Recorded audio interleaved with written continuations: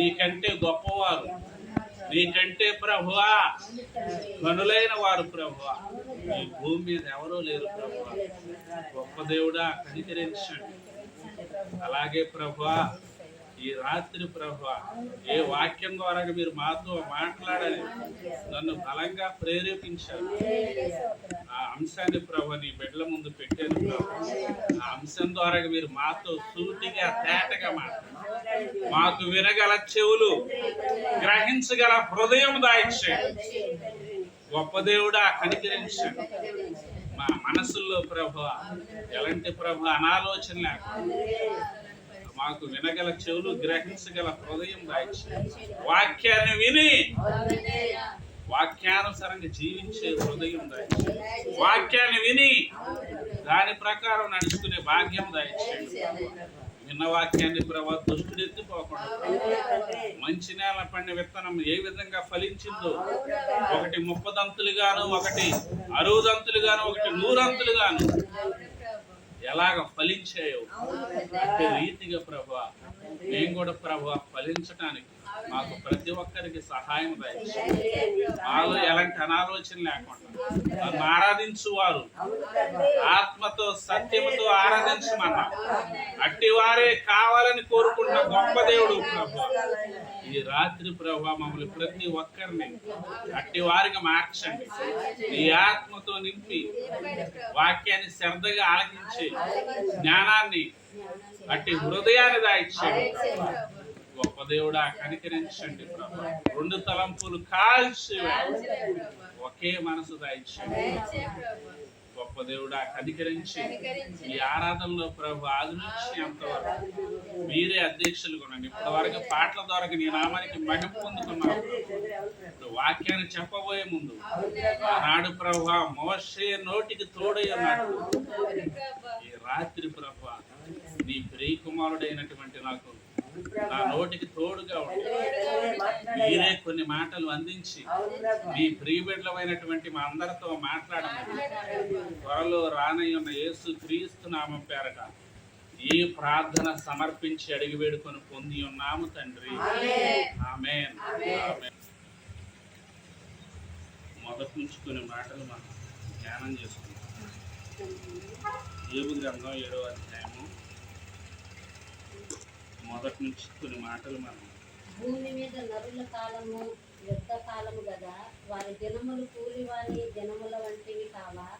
నీడను మిగులను అపేక్షించు దాసుని వలను, కూలి నిమిత్తము కనిపెట్టుకొని కూలివాని వలను ఆశ లేకయే జరుగు నెలలను నేను చూడవలసి వచ్చాను. ఆయాసముతో కూడిన రాత్రులు నాకు నియమింపబడి ఉన్నది. నేను పండుకొనినప్పుడల్లా ఎప్పుడు లేచదనా, రాత్రి ఎప్పుడు గతించునా అని అనుకుంటును. తెల్లవారు వరకు ఇటు అటు పొరలచు ఆయాసపడుదును. నా దేహము పురుగులతోనూ మంటి పిల్లలతోనూ కప్పుబడి ఉన్నది. నా చర్మము మాని మరలా పగులుచున్నది. నా దినములు నేతగాని వాడి కంటేను వడిగా గతించుచున్నవి. నిరీక్షణ లేక అవి క్షయమైపోతున్నవి. చాలండి. ఇక్కడ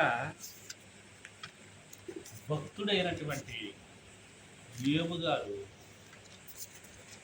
చేస్తున్నటువంటి ప్రార్థన అంటే చాలా మంచిగా ఉంది. భూమి మీద నరుల కాలం ఎలాంటిదటండి? యుద్ధ కాలము కాదా? ఎస్, కరెక్టే. భూమి మీద నరుల కాలం ఎలాంటిదట? యుద్ధ కాలమే. ప్రతిరోజు ఏదో ఒక సమస్యతో యుద్ధమే, పోరాటమే. ఇప్పుడు బ్రతకాలంటే అది కూడా ఒక యుద్ధమే. ఇప్పుడు జరుగుతుంది యుద్ధం పాకిస్తాన్కి ఇండియాకి మధ్య. అదొక యుద్ధం. అది ఏమి యుద్ధం అండి? అదొక దేశానికి మధ్య జరుగుతున్నటువంటి యుద్ధం. కానీ భూమి మీద నరుల కాలం యుద్ధకాలమే. మనం బ్రతకాలంటే మనము మన జీవితంలో ముందుకు వెళ్ళాలంటే సమస్యలతో యుద్ధం, అనారోగ్యం అనే పరిస్థితులతో యుద్ధం, ఆర్థిక సమస్యలతో యుద్ధం, ఏదో సంపాదించాలని ఏటి కొరకు మనం ప్రయాసపడాలని భూమి మీద ప్రతి ఒక్కరూ ఏదో ఒక సమస్యతో యుద్ధం చేస్తూ ఉంటారు. ఏదో ఒకటి సంపాదించాలని ఆరాటపడుతూ పోరాడుతూ ఉంటారు. మన ఆరాటం, మన పోరాటం ఎంతవరకు అంట? ఇక్కడ చూడండి, వారి దినములు కూలివాని దినములు వంటివి కావా. ఎస్, కరెక్టే. కూలి వాళ్ళ దినాలు వంటివే మన దినాలు. ఒక రైతుకి మనం పనికి వెళ్ళినప్పుడు ఆ రైతు కింద మనం ఎంత వరకు పని చేస్తాం? 9 గంటలకి ఎన్నింటికి వచ్చేస్తాం? మళ్ళీ 5ంటికి. ఎన్ని గంటలు ఆ వ్యక్తి కింద మనం పని చేస్తున్నట్లు? ఒక 4 గంటలు. మన జీవితం కూడా ఒక 8 గంటల లాంటిది. మన బతుకు కూడా. ప్రియమైనటువంటి దేవుని బిడ్డలారా, భూమి మీద నలుకాల యుద్ధకాలం వారి దినాలు ఎలాంటి అంట? కూలోళ్ళ దినాలు వంటివే. నీడను మిగిల ఆపేక్షించు దాసుని వలెను కూలి నిమిత్తం కనిపెట్టుకునే కూలివాడ వలె ఆశ లేకే మన దినాలు గతించిపోతున్నాయి, జరుగుతూ ఉన్నాయి. ప్రియమైనటువంటి దేవుని బిడ్డలారా, దేవాది దేవుడు ఈ రాత్రి మనతో మాట్లాడేది ఏంటంటే, నీడ లాంటి మన జీవితాలు ఇంతలో కనబడి అంతలో మాయమైపోయి ఆవిర్లాంటి మన జీవితాన్ని, అదే అన్నాడు యోబు.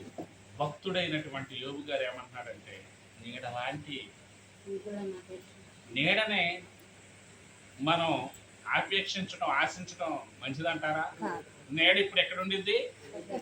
ఇంకొక గంటకే ఆ గదికి వెళ్ళింది. మన జీవితాలు కూడా అంతేనండి, నీడ వల్లే గతించిపోతాయి. మన జీవితాలు ఎలాంటి అట? నీడ వంటివే. నీడనే మనం మిగుల ఎక్కువగా ఆపేక్షిస్తే, ఆశిస్తే నీడ ఏమైపోద్ది? మాయమైపోద్ది.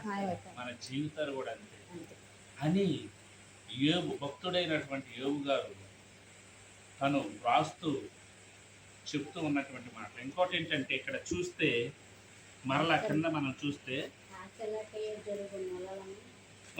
నేను చూడవలసి వచ్చాను, ఆయాసముతో కూడిన రాత్రులు నాకు నియమింపబడి ఉన్నాయి. చాలండి.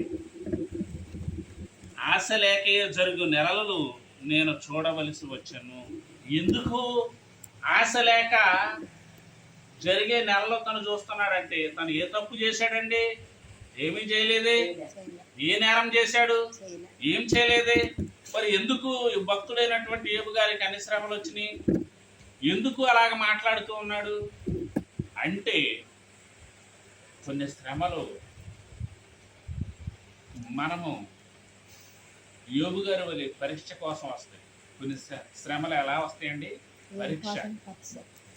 ఏదైనా ఒక తరగతికి వెళ్ళాలంటే ఏముండాలి? పరీక్ష ఉండేది. పరీక్ష కన్ఫామ్ ఉండేది, రాయాలి. రాస్తేనే కానీ మనం వేరే క్లాస్కి వెళ్ళగలరు. అలాగే ఈ యోబు గారు ఒక శ్రమ వచ్చింది. ఏంటంటే ఆ శ్రమ ఇక్కడ చూస్తే, నేను పండుకొనున్నప్పుడల్లా ఎప్పుడు లేచేదనా, రాత్రి ఎప్పుడు గతించునా అని అనుకుందును. తెల్లవారు వరకు ఇటు అటు పొరుచు ఆయాసపడుదును. నా దేహము పురుగులతోనూ మంటి పిల్లలతోనూ కప్పబడి ఉన్నది. నా చర్మం మాని మరలా పగులుచున్నది. ఒక్క ఎలాంటి పరిస్థితిలో ఉన్నాడంటే, తన చర్మం మాని మరలా పగులుతుందంట. తన దేహమంతా పురుగులతోనూ మంటి పిల్లలతోనూ కప్పబడి ఉన్నది. ఎంత దయనీయమైనటువంటి పరిస్థితిలో ఉన్నాడంటే యోబు గారు. అలాంటి సమస్య ఒక్కటి వచ్చినా, అసలు సమస్యలు రాకుండా మనం దేవుని సన్నిధిలో గడపలేకపోతాం.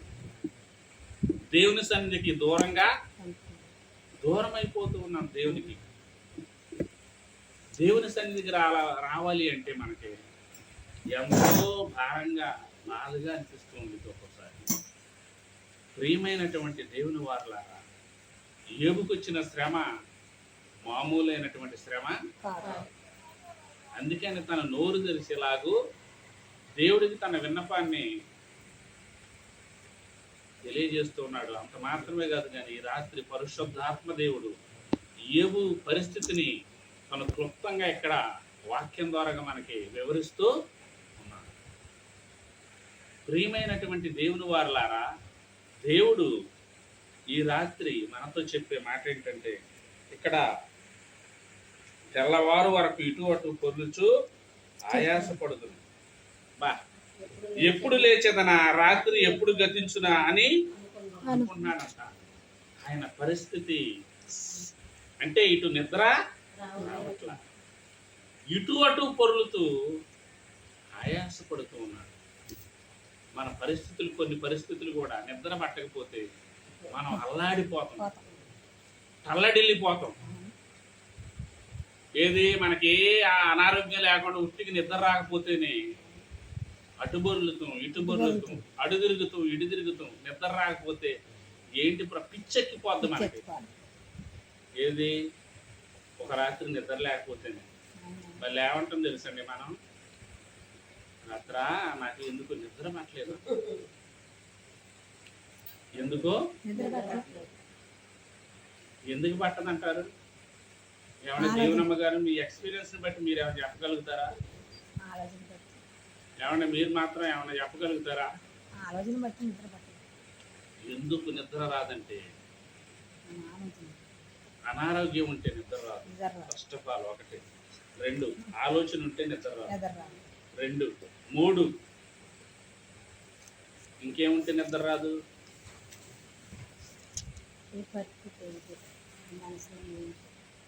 అనారోగ్యం ఉంటే నిద్ర రాదు, వాస్తవమే. ఇంకోటి ఏంటంటే కొన్ని సందర్భాల్లో దేవుడు నిద్ర పట్టలేదు. ఎందుకు తెలుసా? మనం అప్పుడే వేసి ప్రార్థన చేస్తాం, మనం అటు బొరులుతూ ఇటు బొరులుతూ, కానీ ఎంతవరకు నిద్ర ఏదో ఒక విధంగా పట్టాలని మనం ట్రై చేస్తూ ఉంటాం కాబట్టి, కానీ ప్రార్థన మాత్రం లెగిసి చేయాలని ప్రేరేపణ సాతాను మాత్రం. ప్రియమైనటువంటి దేవుని బిడ్డలారా, దేవుడు ఈ రాత్రి మనతో చెప్పే మాట ఏంటంటే, భక్తుడైనటువంటి యోబు గారి గురించి. యోబు గారు ఎట్లా మాట్లాడుతూ ఉన్నాడు, ఆయన తెల్లవారు వరకు అటు ఇటు పొర్లుచున్నాడు, ఆయాసపడుతూ ఉన్నాడు. ఎందుకు ఆయాసపడుతున్నాడు, ఎందుకు పొర్లుచున్నాడు? అతను ఏమైనా పాపం చేశాడా, లేకపోతే ఏమైనా అన్యాయం చేశాడా, ఎవరికైనా ద్రోహం చేశాడా అంటే ఏం లేదు. యోబు, నా భక్తుడైనటువంటి యోబు గురించి నువ్వు ఆలోచించుతువా అని ఎవరితో అంటాడో? సాతానుతో చెప్తాడు. మన గురించి మన పక్కోళ్ళే చెప్పరు మంచిగా. దేవుడు దాకా పోతున్నాం మనం. మన పక్క ఎంటోళ్ళే, మనతో తిరిగేవాడే మన గురించి మంచిగా 1% ఒక మాట మంచిగా చెబితే 100 మాటలు మన గురించి చెడుగానే చిత్రీకరిస్తారు. ఎందుకని? ఒకటే, మనలో మంచితనం అన్న లేకుండా ఉండొచ్చు, లేదా మన మీద అసూయన్న ఉండి ఉండొచ్చు, మరణానికి తీసుకెళ్ళి. నా ప్రవర్తన, అబ్బో నేను చాలా మంచోడిని, ప్రవీణ్ మంచోడు అంటే అబ్బో నేను కూడా పొంగిపోతా ఉంటా మనసులో, అబ్బో నేను మంచోడిని అదిదని చెప్పి. మన మంచితనం మనుషులు గుర్తించేది కాదండి, దేవాది దేవుడు గుర్తించాలి. యోబు గారి గురించి దేవుడు ఏం చెప్పాడండి? నా భక్తుడైనటువంటి యోబు గురించి నువ్వు ఆలోచించుదువా? అతడు యథార్థవంతుడు, న్యాయవంతుడు, దేవుని యందు భయభక్తులు కలిగి చెడుతనాన్ని విడిచిపెట్టినవాడు, అతని వంటి వాడు ఈ భూమి మీద ఎవరూ లేరు అని చెప్పేసి దేవాది దేవుడు దుష్టుడు అయిన సాతానికి చెప్తూ ఉన్నాడు. యోబు గారు ఏమన్నా ఊరికనే నిన్ను ఆరాధిస్తాడా?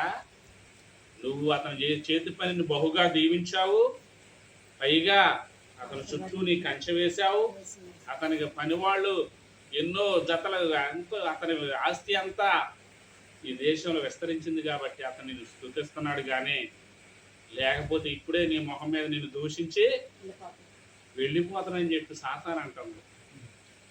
మన మీద కూడా దుష్టుడు, దేవునికి సాతానికి ఒకవేళ సంభాషణ వస్తే మన గురించి సాతాను చెప్పవసరలా, మన క్రియలే చెప్తే మనం ఎంత గొప్పవాళ్ళం. సాతాను దాకా డిస్కషన్, దేవుడితో సాతాను మనల్ని డిస్కషన్ చేసి అంత మనం గొప్పవాళ్ళం కాదు. ఏబుకు వచ్చిన శ్రమలో ఒక గోరంత కూడా మనకు లేదు శ్రమ. ఆయన దేహం అంతా పురుగులతో మంటి పిల్లలతో కప్పబడి ఉన్నంట. పురుగులు మన ఇప్పుడు బయట పురుగులు ఉంటేనే మనం ఎంతో అదే అని అసహించుకుంటామే. అలాంటిది శరీరంలో పురుగులు ఉంటే, మన శరీరంలో పురుగులు ఉంటే ఏమైతే చెప్పరమ్మా?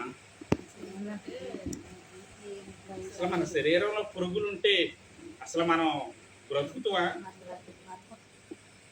ఎప్పుడో చచ్చిపోతాం. అమ్మో ఇక పురుగులు బట్టి ఇక నేను పక్కనే చెప్పాను, ఇక నా పని అయిపోయింది. పురుగులు పట్టిన వాళ్ళ కంటే పక్కన వాళ్ళ మాటలో మన బల్యం గుచ్చినట్టు గుచ్చుతారు. వీడి ద్రోహం చేస్తే వీడికి ఈ స్థితి వచ్చింది, వీడెట్టే చావాలి, వీడు చావాలమ్మా అంటే. వీడు మా మావులోడు కాదు, అది చేశాడు ఇది చేశాడు అని చెప్పేసి ఎన్నో నేపాలు వేస్తూ ఉంటాయి. ఏబు గారు ఏం చేశాడని ఇన్ని శ్రమలు వచ్చినాయి అంటే అన్నాడు కదా, భూమి మీద నల్లు కాలం యుద్ధ కాలం కాలం. వాస్తవమే, యోబు భక్తుడే ఆ మాట అంటే. మరి మన పరిస్థితి ఏంటి? నిజంగా మనము ప్రయాణిస్తుంటే ఇంటికి వచ్చేదాకా మనకే గ్యారంటీ లేదు. అదొక పోరాటం. మన పోరాటం, మన ఆరాటం దేవుని వైపు ఉన్నారు. ప్రియమైనటువంటి దేవుని వాళ్ళ దేవుడు అదే భక్తుడైనటువంటి యోబు గారు చెప్పే మాట ఏంటంటే, ఇక్కడ ఇంకో మాట నాకు చాలా ఇష్టమైన మాట ఏంటంటే, అతని విశ్వాసం చూడండి ఎంత అద్భుతంగా ఉందో.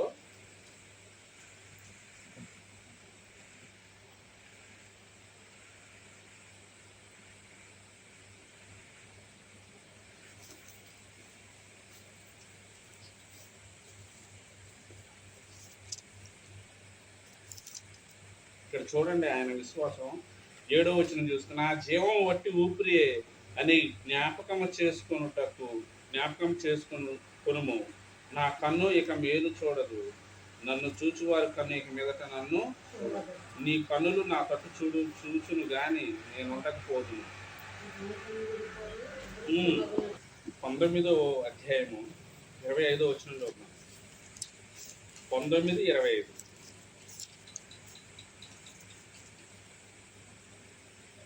అయితే నా విమోచకుడు సజీవుడనియు తరువాత ఆయన భూమి మీద నిలుచుననియు నేను ఎరుగుదును. ఎలాగూ నా చర్మము చీకిపోయిన తరువాత శరీరముతో నేను దేవుని చూచెదను. నా మట్టుకు నేనే చూచెదను, మరి ఎవరును కాదు, నేనే కన్నులారా ఆయనను చూచెదను. హల్లెలూయా. ప్రభు అయిన యేసుకే మహిమ కలుగునుగా. ఆయన ఏమన్నాడంటే, అయితే నా విమోచకుడు సజీవుడు, ఆరాధించే దేవుడు సజీవుడు, నేను ప్రార్థించే దేవుడు సజీవుడు. ఇక్కడ అంత మాత్రమే కాదు కానీ ఆయన భూమి మీద నిలిచిననియు నేను ఎరుగుదును. ఎలాగు నా చర్మము చీకిపోయి తరువాత శరీరంతో నేను దేవునిని చూస్తాను. అబ్బా, అదండి విశ్వాసం అంటే. నిజమైన విశ్వాసం అంటే తన చర్మం చీకిపోయి మరలా నేను నా దేవుణ్ణి శరీరంతో. ఎంత నిరీక్షణ, ఎంత విశ్వాసము, ఎంత భక్తి దేవుడి మీద. నా విమోచకుడు సజీవుడు, నేను ఆరాధించే దేవుడు సజీవుడు అని చెప్పేసి యోబు గారు సాక్ష్యం చెబుతున్నారు దేవుడి గురించి. ఫస్ట్ యోబు గురించి దేవుడు సాక్ష్యం చెప్పాడు. ఇప్పుడు దేవుడి గురించి ఎవరు సాక్ష్యం చెబుతున్నారు? యోబు గారు సాక్ష్యం చెబుతున్నాడు. ఏమనంటే, నా చర్మం ఇలా చీకిపోయిన తరువాత మరలా నేను దేవుణ్ణి చూస్తాను. శరీరముతో నా మట్టుకు నేనే చూస్తాను, నా కన్నులతో నేనే చూస్తాను, నా మట్టుకు నేనే చూచెదను, మరి ఎవరునూ కాదు, నేనే కన్నులారా ఆయనను చూచెదను. హల్లెలూయా, హల్లెలూయా. ప్రియమైనటువంటి దేవుని వారలారా, ఒక విశ్వాసకు ఉండాల్సినటువంటి విశ్వాసము, పేరుకి విశ్వాసి కానీ విశ్వాసమే ఉండదు. పేరుకి మనం విశ్వాసులం కానీ మనలో ఏముండదో విశ్వాసం ఉండదు. మనలో పేరుకి మాత్రం మన పోరాటం దేనికోసం అంటే అది సంపాదించాలి, ఇది సంపాదించాలి, అది చేయాలి, ఇది చేయాలి, నా కొడుకు కోసం నేను బిల్డింగ్ కట్టాలి, బంగారం సంపాదించాలి, అది చేయాలి, ఇది చేయాలని మనం ఆరాటం పడుతూ ఉంటాం. మన ఆరాటం, మన పోరాటం నీడలాంటిదని మనం గ్రహిస్తే యోబు గారి లాగా మన విశ్వాసంతో దేవుణ్ణి, మన పరిస్థితులు ఎలాగున్నప్పటికీ మన విశ్వాసంలో బలహీనులు ఎప్పటికీ, ఈ రాత్రి దేవాది దేవుడు మనతో చెప్పే మాట ఏంటంటే, ఇంకా ఆదికాండము 32వ అధ్యాయము 26వ వచనం ఒకసారి మనం ధ్యానం చేద్దామండి. ఆదికాండము 32వ అధ్యాయము 26వ వచనం.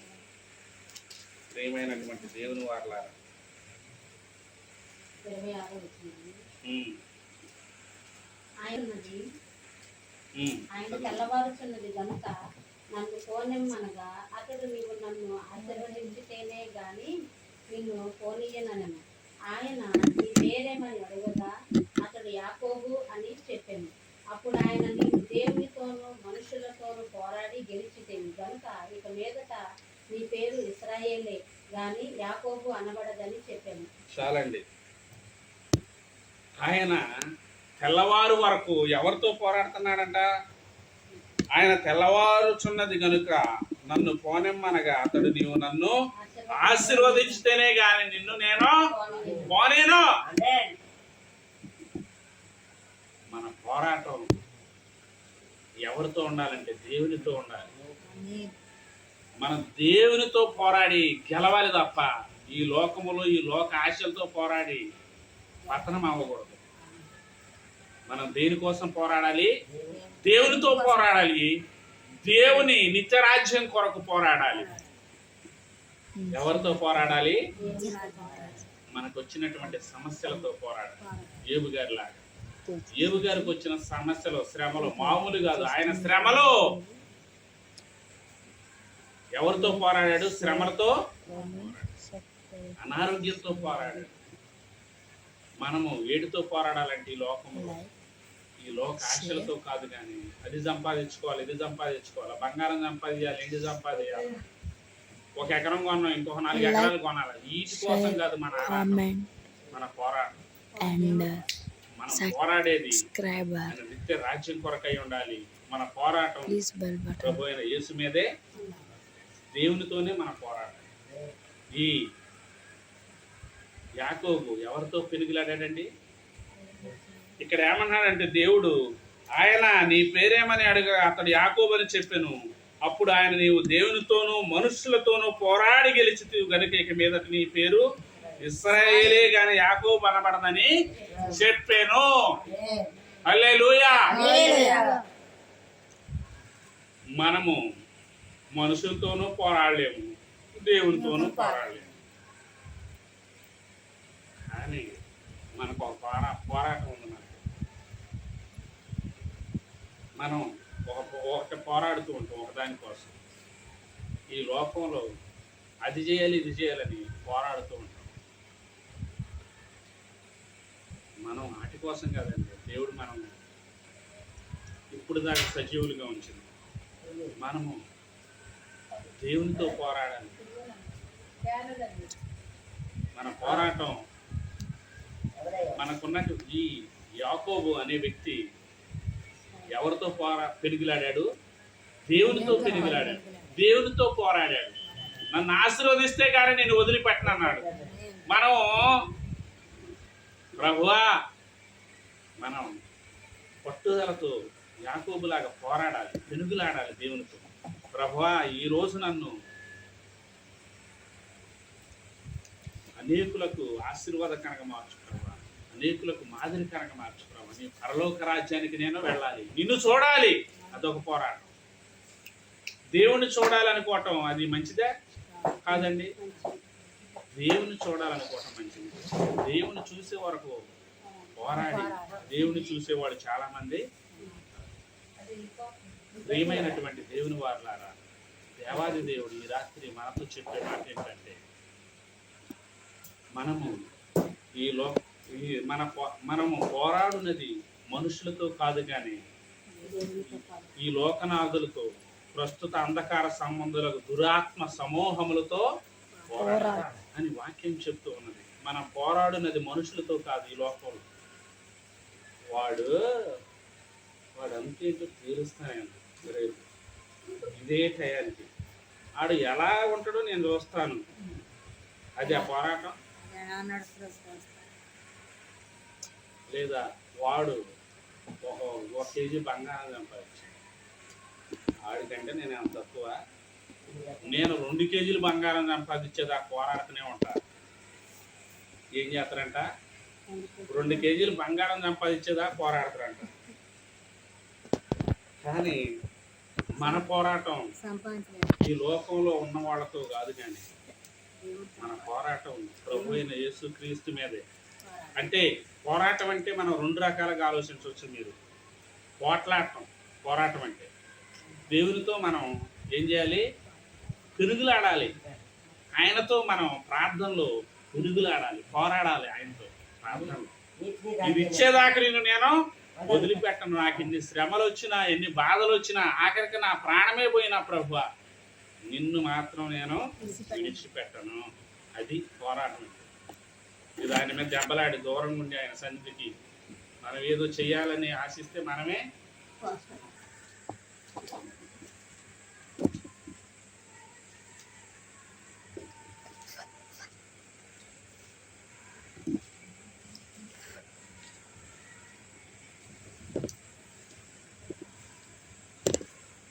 ఏవేల తర్వాత ఉంది హోషేయ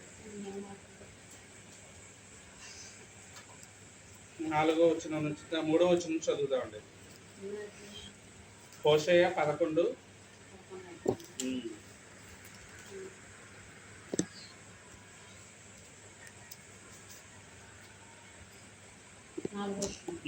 మూడో వచనం నుంచి.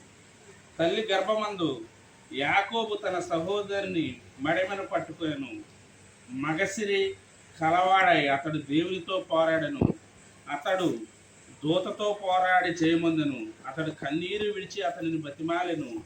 బేతేలులో ఆయన అతనికి ప్రత్యక్షమాయెను. అక్కడ ఆయన మనతో మాట్లాడెను. యెహోవా అని సైన్యములకు అధిపతియగు యెహోవా అని ఆయనకు జ్ఞాపకార్థనామము. కాబట్టి నీవు నీ దేవుని తట్టుకు తిరగవలెను. కనికరమును న్యాయమును అనుసరించుచు ఎడతెగక నీ దేవుని యందు నమ్మిక ఉంచుము. హల్లెలూయా. ప్రియమైనటువంటి దేవుని వారలారా, యాకోబు గురించి హోషేయ గ్రంథంలో కూడా ప్రవక్త అయినటువంటి హోషేయ యాకోబు గారి గురించి ఇక్కడ ప్రస్తావించాడు. ఏంటంటే మగసిరి గలవాడై అతడు దేవునితో పోరాడి, అతడు దూతతో పోరాడి జయమొందెను అంట. దేవుడు మాట్లాడాడు. ఎవరితో మాట్లాడాడండి? యాకోబుతో మాట్లాడాడు. ఎవరితో మాట్లాడాడు? బేతేలు అనగా దేవుని నివాస. దేవుడు బేతేలుకి దేవుడు నివసించే స్థలమని ఎవరు పెట్టారా ఆ పేరు? యాకోబు గారే పెట్టాడు. ప్రియమైనటువంటి దేవుని బిడ్డలారా, ఇక్కడ చూస్తే ఇంకా వాక్యంలో బతిమేలను బేతేలు అతనికి ప్రత్యక్షమాయను. అక్కడ ఆయన మనతో మాట్లాడాను. ఎవరితో మాట్లాడాడంట? మనతో మాట్లాడాడు అని ఎవరు చెప్తున్నారు? యాకోబు గారు చెప్తున్నారు. దేవుడు మనతో కూడా మాట్లాడాడు. యాకోబుతో మాట్లాడిన దేవుడు మనతో మాట్లాడాడు. వాక్యం ద్వారా ఇప్పుడు మనతో మాట్లాడుతున్నాడు. ఏమని చెప్తున్నాడంటే యెహోవా అని సైన్యములకు అధిపతియగు యెహోవా అని ఆయనకు జ్ఞాపకార్థ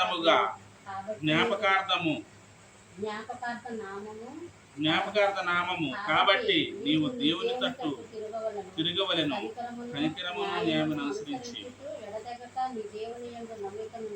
హల్లెలూయా. కనికరమును న్యాయమును అనుసరించి ఎడతెగక నీ దేవుని యందు ఏం చేయాలంట? నమ్మిక ఉంచాలని చెప్తున్నాడు దేవుడు ఈ రాత్రి. ఎడతెగక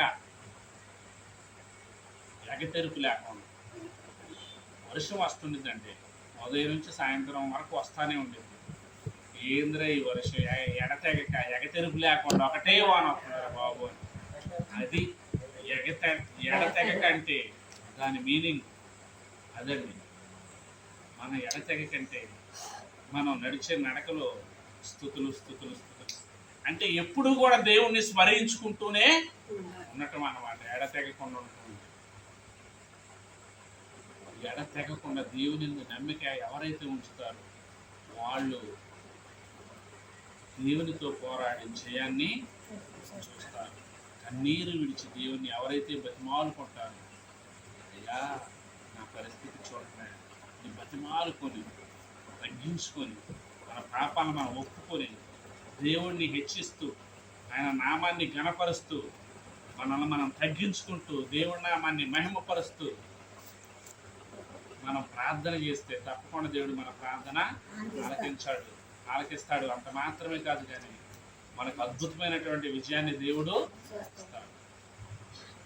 మనము ఈ లోకంలో ఉన్న వాటి కోసం మనం ఆరాటపడకూడదు, వాటి కోసం పోరాడకూడదు. కానీ మన పోరాటం దేవునితోనే ఉండాలి. మన పోరాడి దేవుని మీద విజయాన్ని పొందుకోవాలి. ఈ కొద్ది మాటల ద్వారా దేవుడు ఈ రాత్రి మనందరినీ ఆదరించి బలపరిచి నడిపించునుగా. అందరి వాక్య నిమిత్తం చిన్న ప్రార్థన చేసుకున్నామండి. అందరూ దయచేసి మోకరించి ప్రార్థనలో ఏకీభవించండి. స్తోత్రాలు పరిశుద్ధుడు పరిశుద్ధుడు పరిశుద్ధుడు నీవే పరిశుద్ధుడు. ఈ భూమి మీద నీకంటే పరిశుద్ధులు, నీకంటే గొప్పవారు ఈ భూమి మీద ఎవరూ లేరు. సజీవులేగా గొప్ప దేవుడా కనికరించయ్యా. మేము ప్రభా యుద్ధాలు పరిస్థితులతో కాదు కానీ ప్రభా పరిస్థితుల వైపు చూడకుండా నీ వైపు చూసే భాగ్యం మాకు. అలాగే ప్రభు యాకోబు ప్రభు మొగసిరి గలవాడే ప్రభు నీతో పోరాడి చేయమల్దాడు ప్రభు. అతడు ప్రభు గొప్ప దేవుడా నిన్ను బతిమాలుకొని కన్నీరు విడిచాడు ప్రభు. అలాంటి అనుభవం మా జీవితాలు కూడా మాకు దయచేయండి. గొప్ప దేవుడా కనికరించండి ప్రభు. ఈ లోకంలో ఉన్న వాటి వైపు ఈ లోకం వైపు మేము చూడకుండా ప్రభు నీ వైపు చూసే కన్నులు మాకు దయచేయండి. నీ యందు దృష్టించే హృదయం మాకు ఇవ్వండి ప్రభు. నీ యందు దృష్టించే కన్నులు మాకు దయచేయండి. ఈ స్థలాన్ని పరిశుద్ధపరచండి. ఈ ప్రార్థనలో ప్రతి ప్రార్థనలో ప్రతి ఒక్కరి మా ప్రభువైన క్రీస్తు యేసు నామం పేరట ఈ ప్రార్థన సమర్పించి అడిగి వేడుకొని పొంది ఉన్నాము తండ్రి.